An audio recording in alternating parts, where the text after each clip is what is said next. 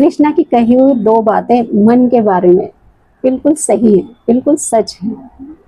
कृष्णा जी पहली बात कहते हैं कि मन हमारा सबसे प्यारा मित्र है और मन ही हमारा सबसे बड़ा शत्रु है।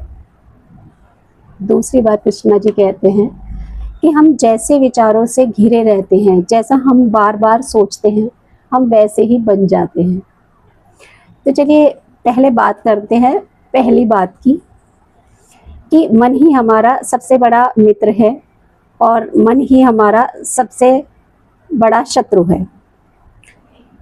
इसीलिए सेम सिचुएशन में एक व्यक्ति बिखर जाता है और दूसरा निखर जाता है।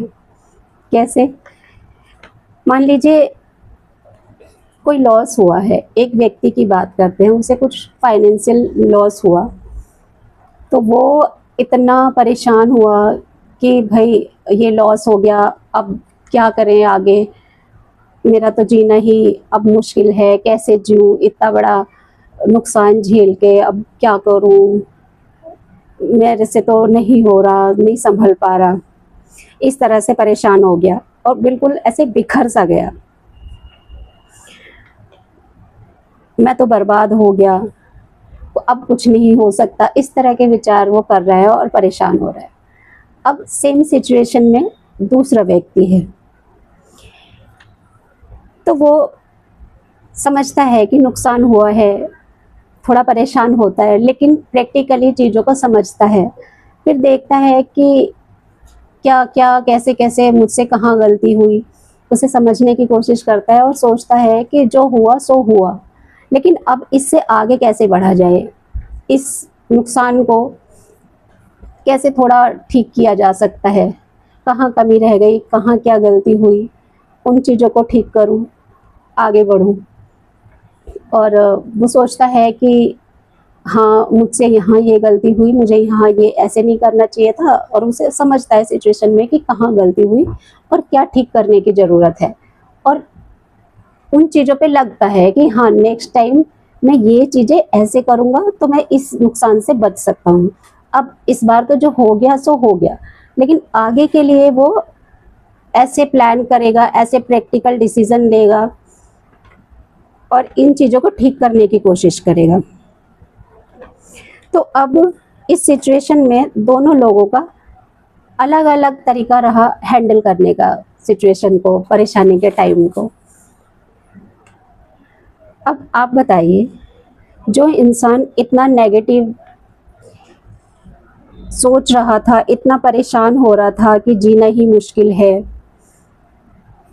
वो आप समझ सकते हैं कि जल्दी तो नहीं संभल पाएगा, उसे बहुत टाइम लगेगा नॉर्मल होने में, संभलने में। लेकिन जो व्यक्ति रियलिस्टिक एक्सप्लेनेशन के साथ आगे बढ़ रहा है, चीज़ों को समझ रहा है और फॉरवर्ड जा रहा है कि नहीं मुझे यहाँ ये चीज़ें ठीक करके मुझे ऐसे चलना है, बस उसी बात में अटके नहीं रह गया, अब क्या हो सकता है, इस सोच के साथ आगे बढ़ रहा है, तो ये इंसान तो निखर जाएगा। और पहले वाले तरह से सोचेंगे तो वो तो बिखरने वाली स्थिति में पहुंच रहा है, संभलेगा पर उसे ज़्यादा टाइम लगेगा। अब बात करते हैं जो कृष्णा जी ने दूसरी बात कही है कि हम जो सोचते हैं वैसे ही हो जाते हैं, हमारे दिमाग में जो विचार चलते रहते हैं हम वैसे ही हो जाते हैं, जो हमारे मन में चलता रहता है वही हमारे जीवन में घटित होने लगता है। तुम रिश्ते के बारे में सोचते हो, रिश्तों में कमियां ढूंढते हो कि मेरे साथ तो सारे रिश्ते कुछ अच्छे ही नहीं चल रहे, मुझसे तो लोग ऐसे नहीं रहते, मेरे लिए तो वो ऐसे नहीं करता, दूसरों में कमियां ढूंढते रहते हैं, वो ऐसा नहीं, वो ऐसा नहीं, उसका ये ठीक नहीं, उसमें ये कमी है, तो आपको वैसे ही रिश्ते मिलते रहेंगे। तो और ज़्यादा बुराइयां ढूंढने से और ज़्यादा वही चीज़ें हमारे जीवन में अट्रैक्ट होती रहती हैं।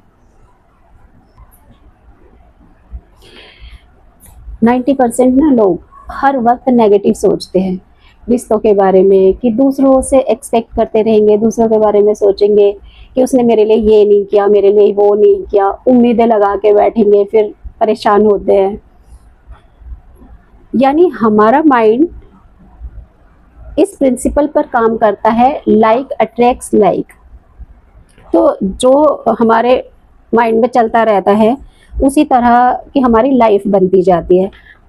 हमारा माइंड समान विचारों को, समान परिस्थितियों को, समान भावनाओं को अट्रैक्ट करता है, हमारे जीवन में लाता है।